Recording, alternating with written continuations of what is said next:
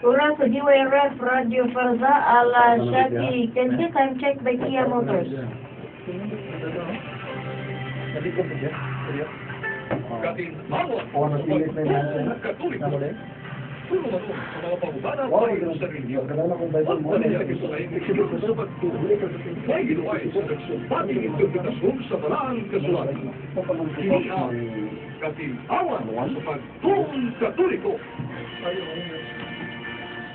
May tuon, kumusta? May gabi ka na itong tanan. Welcome ning atong sa katagda nga tulumanon, katinawan sa pagtuong Katoliko sa gihapon. At kung inyong ubos nga lagad kanginan, Sister Yuli Rapana, makikuban usab. Anyway, Wednesday man ron, uliya na datay gamay pag-ambitay, pinag-ambitay, no? Ay gamay dialogue, gubal sa itong National President, at si Brother Ramon Quitamundo, o ni Brad Ray Batikin, no? O sa ka, kung agad ba ito ni, sa Baptist, sa Baptist, no? Ngayon, lang sa i-welcome si Brother Ramon. Brother Ramon, may gabi. Mayong gabi kayo mo si Trioli, mag-ibisal ko ito ni Adam, ni Brad Jeffrey, o ni Brad Ray na itong bisita kayo. welcome, Brother Ramon. So, welcome si Brother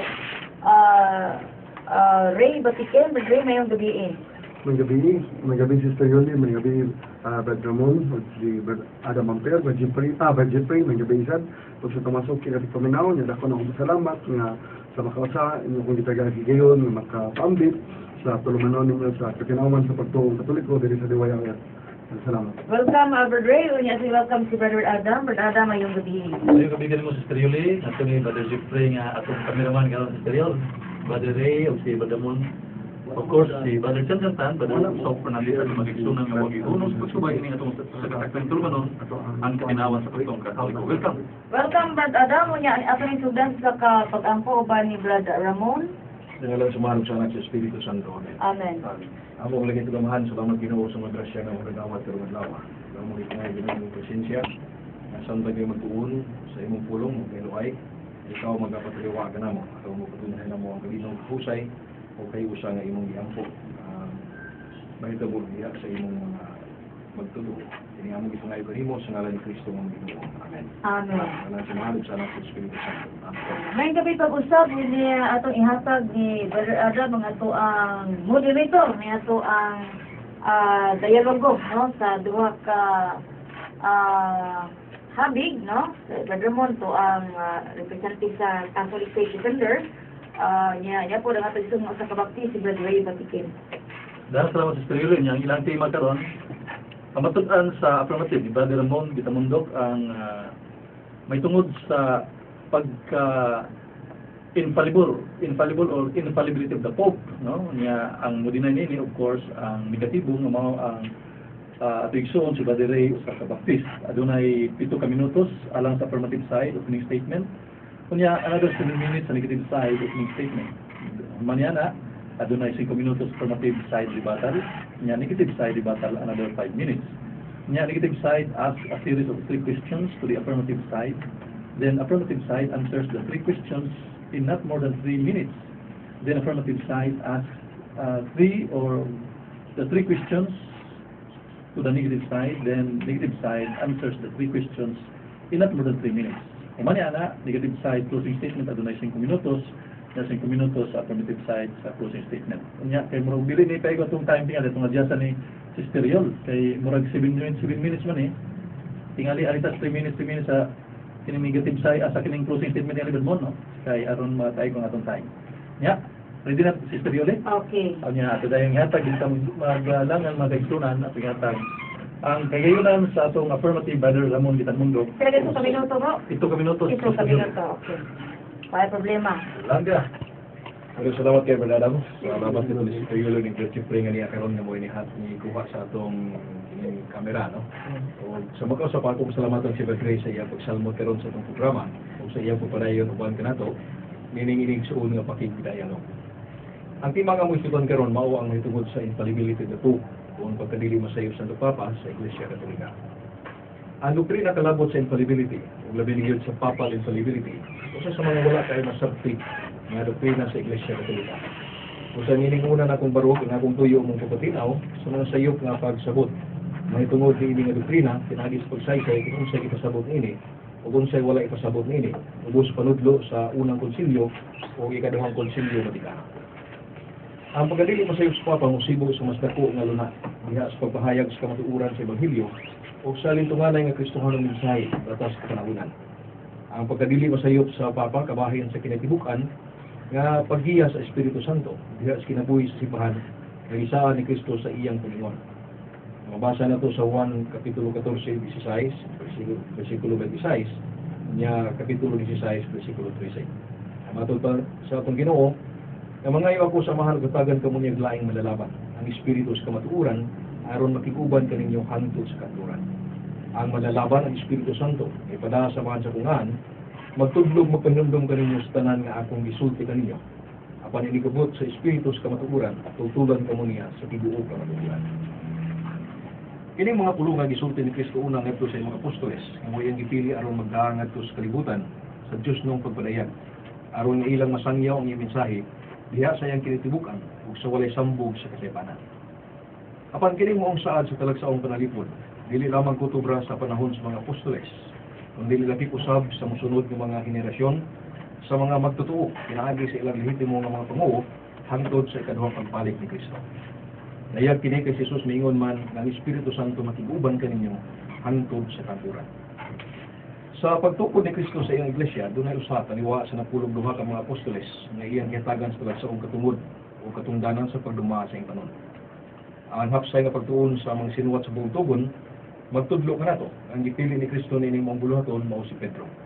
Diha sa Mateo 16:18 si Kristo miingon ngadto ni Simon, kansa nga ning iyang giusab ngadto sa Pedro, nga sa Aramaico Cephas, ang kahulugan ni Pato. Matod ni Jesus, Simon anak ni Jonas, bulahan kagayon. Kay kining maong kamatuoran wala maabot kanimo gikan sa bisan kinsang tao, dili gihatag kanimo sa pangamahan nga tuwa sa langit. Kung sasultihan ko ikaw si Pedro, ibabaw ning bato, tukuron ko ang akong iglesia, ug bisan ang gaghaan sa Hades dili makabuntog niini. Ihatag ko kanimo mga yawi sa gingharian sa langit, ang imong idili dinhi sa yuta, idili dito sa langit, ug ang imong itugot dinhi sa yuta, itugot sa dito sa langit. San Mateo 16:17 ngadto sa 19. Ang sigo nga pagpamalandong niining mabulokon ng mga pulong nga gilitok ni Jesus ngadto ni Pedro, muhatod ka nato nining pipila ka mga kamatuoran. Una nga taliwa sa lain-laing tubag mahitungod sa persona ni Kristo, si Pedro ang nakahatag sa sakto nga tubag. Ikaw mao Mesiyas ang anak sa Dios nga buhi. Si Pedro may pakita sa ikawhanong kahuyang o sa iyang kagahi mosabot sa daghang higayon. Apan ining mahinungdanong pangutana kalabot sa punto sa doktrina mahitungod sa persona ni Kristo, si Pedro ang nakahatag sa dili masayod nga tubag. Ikaduha nga kini nahimo ni Pedro dili gumikan sa tawhanong kaalam, kundi dili kini talagsaong abang gikan sa kitasan. Kaya nga itong Ginoo miingon kining maong kamatuoran wala moabot gikan ni bisan kinsang tao, kundi gihatag kanimo sa akong amahan nga tuwa sa langit. Ikatulo nga si Kristo gayud ang magtutupod sa iyang iglesia o dili lain kay siya miingon pagatukuron ko ang akong iglesia. Kunya ikaw pat ikahimutan sa Ginoo iya kining tukuron diha ni Pedro. Kaya nga itong Ginoo na mo, ikaw mo Cephas, o sa ibabaw ng Cephas, pagatukuron ko ang akong iglesia. Ngayon kalima, nga tungod kay ang napulong ni Jesus dili man mahitabo ng mapakyas. Busa sa iyang pag-ingon, bisan ang gaghaan sa Hades, o sa uwang hubad kamatayon, o uwang hubad impyerno, dili makabuntog nini. Ato masabot nga ang matuod ng iglesia dili malumpag.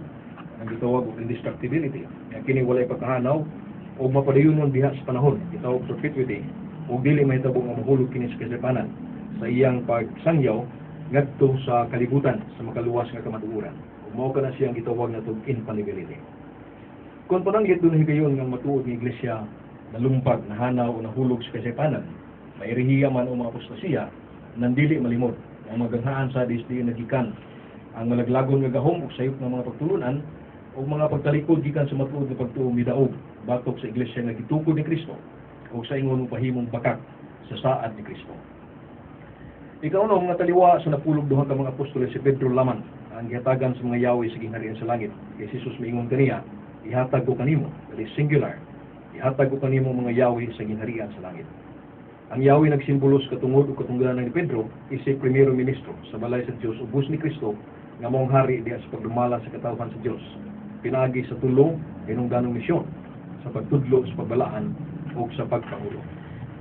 Unya si Jesus miingon ang imong idili sa yuta idili usab dito sa langit. Ang imong itugot din siya ta itugot usab dito sa langit. Kini nagpasabot lamang sa katungod nga gihatag ni Jesus ngadto ni Pedro sa paghukom, labos tuluan sa pamalaod o sa pagsimba alang sa tibuok iglesia. Tungod kay ang langit dili man mahitabo nga moaprobar sa kasaypanan. Kung sa ato masabot na si Pedro sa iyang pagbuhat ini nga katungdanan, hatagan siya talagsaong panalipod aron dili siya makapakanaog sa sayop nga panudlo, sa dili makatarunganon nga balaod o sa sayop nga paagi sa pagsimba. Kini nagpasabot sa pagkadili masayos. Kini mga pong gilitok ni Jesus o gipasuwat sa Espiritu Santo sa mga balaang isuwat, mao ang usa sa nahimong binhi kining seed sa paglambo sa doktrina sa infallibility of the Pope. Ang doktrina sa pagdadili masayop sa Papa gidipiner sa Santa Iglesia atol sa unang Konsilyo Vaticano ngadtong tuig 1870 sa dokumento nga naguluhan nga Pastor Eternos. Ini mao ang dokumento misaysay sa mga kondisyon nga ang infallibility magamit.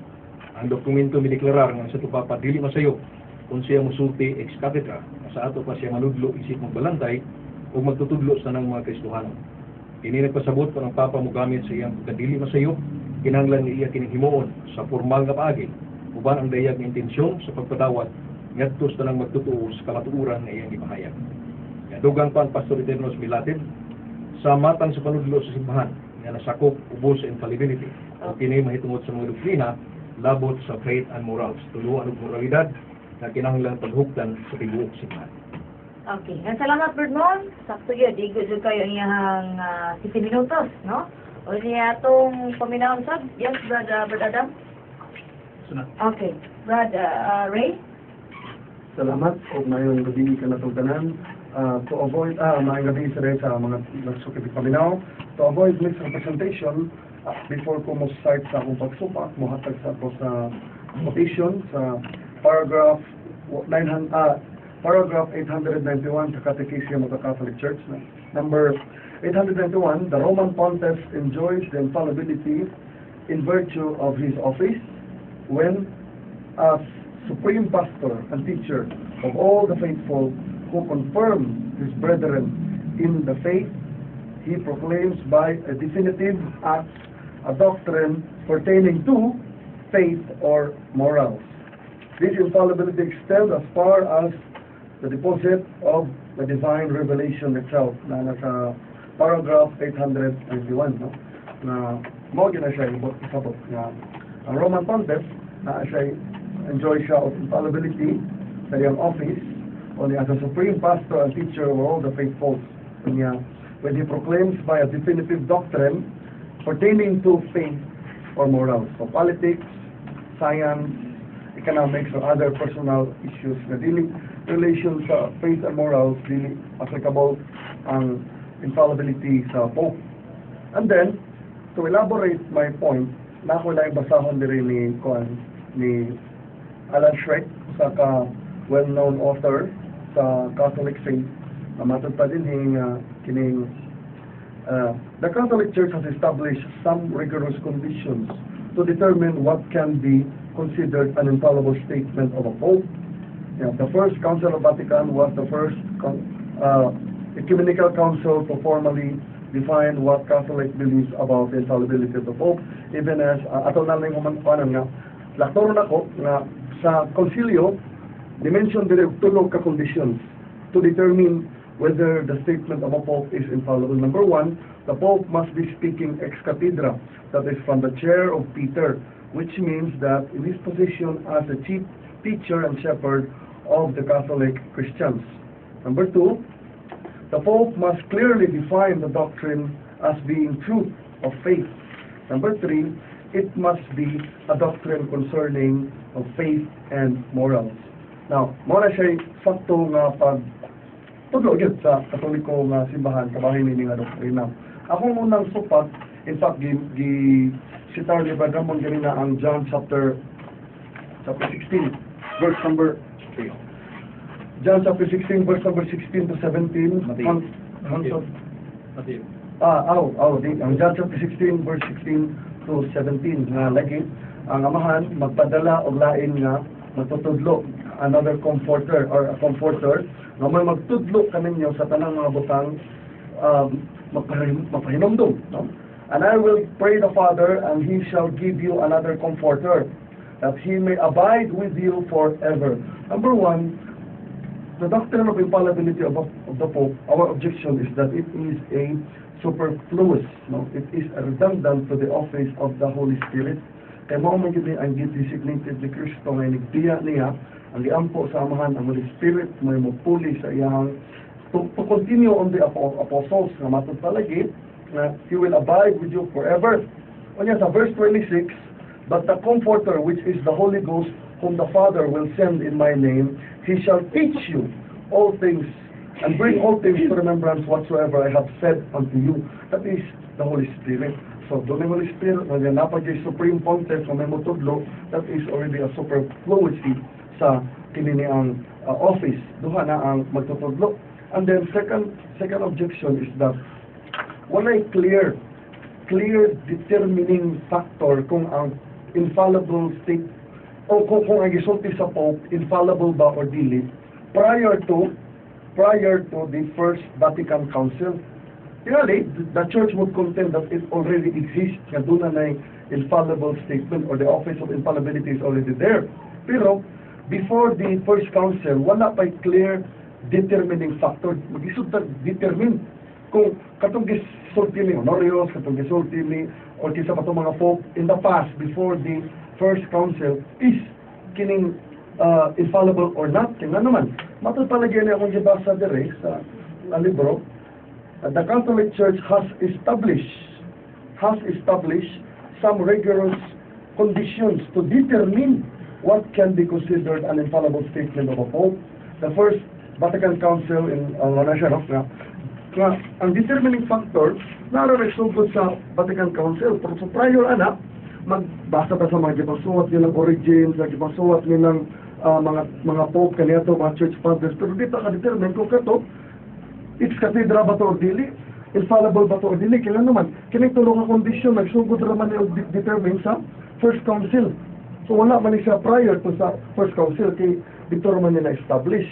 And then secondly, si Peter, kung imong tanawon sa Bible, I am very much confused kung kanos ang nagsugod yun na.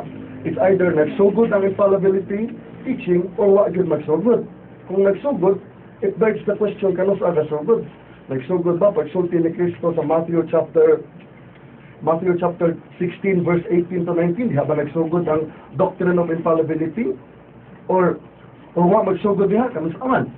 And then, kung nagsugod diha, sa lahos ko sa verse ilan lang si Peter o Satan, kay ni-teach mo si Kristo about the gospel. What is the gospel? That he must suffer and die and rise again the third day. Pero ang gingon ni Peter, na di yung tayo mahitabo. Sayok si Peter, in matters of faith, kay this is faith, this is doctrine here. Christ must suffer, died, and rose again the third day. Na sa preceding verse sa Matthew chapter 16, maato siya sa Pharisees, when he must suffer and died and rose again the third day. Isulti na niya sa verse number 21. When naingon din si Peter sa verse 22, then Peter took him and began to rebuke him, saying, Be it far from thee, O Lord, this shall be not unto thee. And naingon si Christ sa verse 23 nga, Satanas, palayo ka na ko. So when did it begin? Kay si Peter ato, nasayop siya ato in matter of faith. In matters of moral, nasayop sa si Peter sa Galatians chapter 2. Kay ni murag namag ko siya ikuan gibadlong kasi ni Apostle Paul sa Galatians. So mo na magkatunan nga ako, this is my objection because number one, walay clear definitive kanos ang nagsugod unya, this is already a super redundant sa office sa Holy Spirit kay mag-isaad ni Kristo sa mga magtutunan. Salamat. O salamat Brother Ray sa imuhang 7 minutos nga negative statement niya. Ato rin yatag ang 5 minutes rebuttal ngadto di Brother Ramon, 5 minutes lang Brother natasugan ka dayon. Bueno, salamat kayo Brother Adam, salamat sa kanto Brother Ray sa iyang opening statement. Sa akong kaduhang barog, akong tagdon no kato mga issue nga gi-raise ni Brother Ray sa iyang objection regarding the doctrine of infallibility of the Pope, no? Unang, salamat ko ni Brother Ray sa iyang pagbasa gikan sa mga Catholic sources, kunang ng Catechism of the Catholic Church, sa iyang definition regarding sa infallibility, sa iyang pagbasa gikan sa usa ka standard nga apologetics sa libro nga sinuwat ni Alan Streck, na do iyan ang gikutlo aron sa kining palig-on sa Sembruganan. Matod niya nga the Catholic Church has established rigorous condition diha sa Vatican I. Nya si Brother Mikutlo sa Juan 14:16-26 nga iyan ang gitandog no muna sa teksto ang misitar ganiya to demonstrate the overall infallibility of the church. Kaya ang Espiritu Santo bisa ni Kristo ngadto sa iyang simbahan may magtudlo kaniya sa kamahuran. Apan alang ni Brother kung dunay Santo Papa niya na pa Espiritu Santo maingon nato nga murag redundant na kay ang Espiritu Santo may matudlo. Well, alang ka na po, there is no redundancy in this regard. No? Kaya ang Espiritu Santo tinuod mo ay tinugdan sa mga kamatuuran, mo nang gitawag na itong absolute teacher. Apan ang Espiritu Santo sa iyong pagtudlo sa katawhan, migamit sa siya buhi ng magtutudlo. Pananglit, mabasa na ito diha sa buhat kapitulo 8:29-30. Nga doon ay usap kayo kung nagbasa sa kasulatan, sa kasabot ini, yung Espiritu Santo nakakita sa mga yunuko. Pero ang Espiritu Santo wala direktang mutudlo sa mga yunuko, kundi iyang ikuha sa Filipi, kausa ka panguho sa iglesia.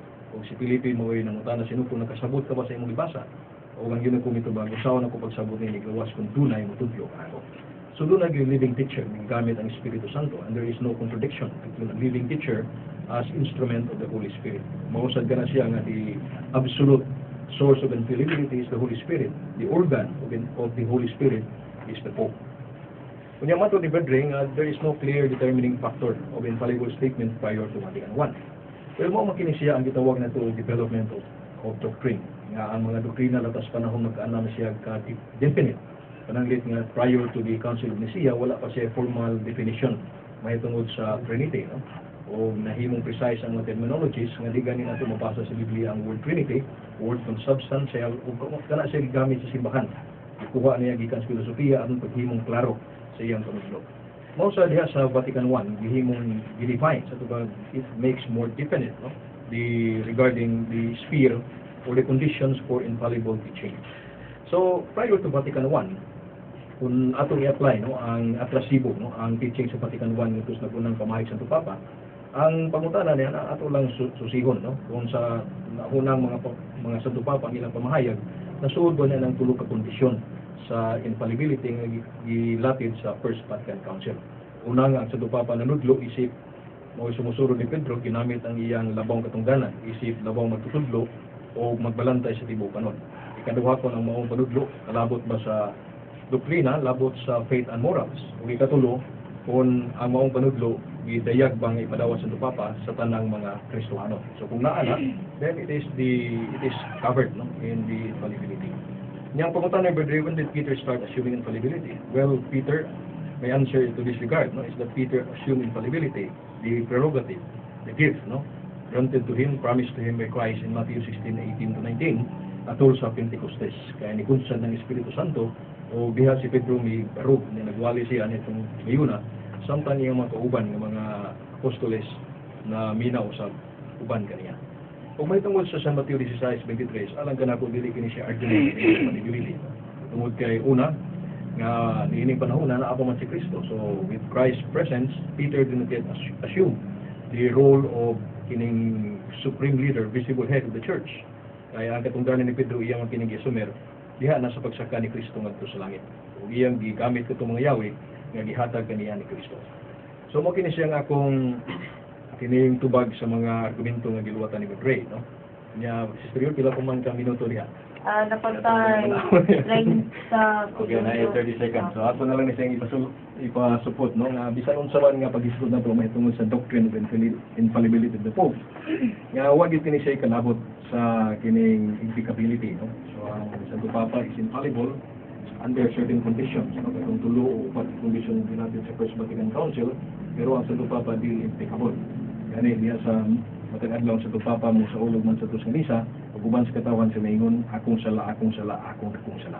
So kung doon na may mga Santo Papa sa Iglesia Katolika nga ato mo pamatud-an noong dili kay ni sila daghan jutayra nga nakahimo sa dagdag kalapasan batok sa kining sugo ni Kristo, it is not an argument against the doctrine of infallibility. So salamat o balik na ito sa atong moderator. Salamat Brother Mon ya. Sakto yung oras Brother Mon. So ato na po nato yatag ang kagayunan. 5 minutes Brother Ray negative side sa mga bata. Thank you for ang microphone. Anyway, aral ako sa akong bata lang na number 1, ang diskutan ni Brother Mon nga bersikulo sa Matthew chapter 16 verse number 18 to 19 nga lagi matusabi niya atong basahon aron mas kuan Matthew 16 verse 18. And I say also unto thee that thou art Peter, and upon this rock I will build my church, and the gates of hell shall not prevail against it. Upon this rock I will build my church. This rock, refers to Peter. Pero nahibong ko kay nako nakatuna ni Bretso, kabahin na yung doktrina nga transubstantiation nga kining this is my body, no? Mamatod pa niya kining nato siya gingon nga more demonstrative pronoun nga not matod pa niya nga not the person itself but someone who is nearer to the person. Kapag gingon nga kining is, no? Na upon this rock. And then another issue nga gusto na ko ipaabot ani nga bersikulo is that kini nga bersikulo sa verse 19, I think verse 19 mao gyud ang very core arguments and infallibility of the Pope nga matod talaga dali, and I will give unto thee the keys of the kingdom of heaven, and whatsoever thou shalt bind on earth shall be bound in heaven, whatsoever thou shalt loose on earth shall be loosed in heaven. Number one, akong rebuttal is that this is not given exclusively to Peter. I think nahibaw na sa pagkamuna ni kay mga begini pa ingnan sa mga Protestante sa mga non-Catholic sa Matthew 18:18, no? Verily I say unto you, whatsoever ye shall bound on earth shall be bound in heaven. Whatsoever ye shall loose on earth shall be loosed in heaven. So ye na plural lang dili lang kay si Peter di ay ang kaning itagaan og privilege ini but the whole apostles. So dili yung usa ra ka tawo kay mo man ni kay objection yung usa ra ka tawo nga visible head nga mo infallible. Kung dili the whole apostles themselves. And then another thing, kining sa Matthew chapter 16 o sa chapter 18, kining term ba nga whatsoever, it destroys the three conditions nga gihimo sa Vatican I. Kaya naman, matod palagi dire nga kana kuno infallibility nga kining teachings of the Pope, ma-determine lang nato the Pope is only infallible if number one, the Pope must be speaking ex cathedra. Number two, the Pope must clearly define the doctrine being truth of faith. And the number three, the Pope there must be a definition concerning faith and morals. So maura na to determine. Pero ang verse niingon man diri nga whatsoever. So dili lang kay faith and morals, ex cathedra, unya clear doctrine nga para gyud sa tanan. Kung dili whatsoever. So kanang nga verse granting a literal gyud na nga mao na gisaad ni Kristo. Well, there is no definition to, or there is no three conditions to determine infallibility. Vatican I defies or contradicts the verse in verse 19, no, whatsoever thou shalt bound on earth shall be bound in heaven, whatsoever thou shalt loose on earth shall be loosed on heaven. O mamingon si Kristo nga, kining faith and morals nga imong bound on earth shall be bound in heaven, faith and morals nga imong loose on earth will be loosed in heaven. Dili man, whatsoever. So dili lang ingonta nga only in faith and morals, only in ex cathedra, only in the office, and when the Pope acts as a teacher to the whole Catholics. Dili man. So muna siya nga somehow it leads to contradiction. And the last lain akong rebuttal is that kining matupanibagamon nga lagi wala pa mo exercise si Peter sa infallibility sa earthly ministry ni Christ kundi during na nagsugod ang infallibility exercise ni Pope Peter sa Acts chapter 2 sa Pentecost. Mo dito na gyud nagsugod kay wala naman si Christ. Pero mahibulong ta kay infallible naman ka si Paul. Sa House of Cornelius, that was clearly a doctrinal statement na ang mga Gentiles nidawat na sa maayong balita, nidawat na sa pagtuloy sa simbahan. Sa Acts chapter 10, gikan to sa vision ni Peter nga ipakita sa Ginoo. Pero nahibulong tatay, wala man mo recognize ang church kaya sa Acts chapter 11 verse 1 and 2, gi-question man ninuon siya sa church. Gi-question sa church. Sa Acts chapter 11 verse 1 and 2, in fact, gilalis pa kanina sa mga membro sa church. Unya, so may tubag ni